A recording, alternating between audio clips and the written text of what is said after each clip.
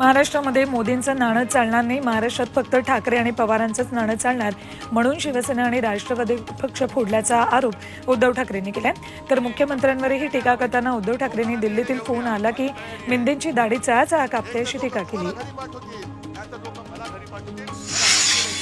शिवसेनेला नकली म्हणाल्या, ती तुमची डिग्री आहे का, तुमचा महाराष्ट्राशी संबंध काय, तुम्ही बाहेरचे अशी टीका उद्धव ठाकरेंनी मोदी आणि शहांवर केली।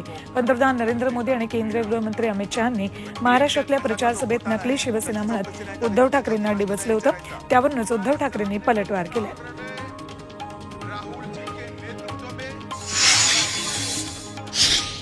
2.5 वर्षात काय केलं ते ऐकायचं असेल तर एका मंचावर या असं आव्हान उपमुख्यमंत्री फडणवीसांनी उद्धव ठाकरेंना केले।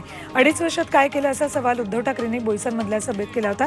त्याला फडणवीसांनी नागपुरातल्या सभेतून प्रत्युत्तर दिले।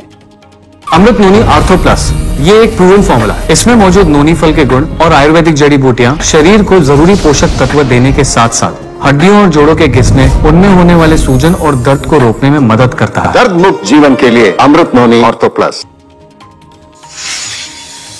वंचित बहुजन आघाडीचे प्रमुख प्रकाश आंबेडकर यांनी महाविकास आघाडीपासून फारकत घेत वेगळी चूल मांडली।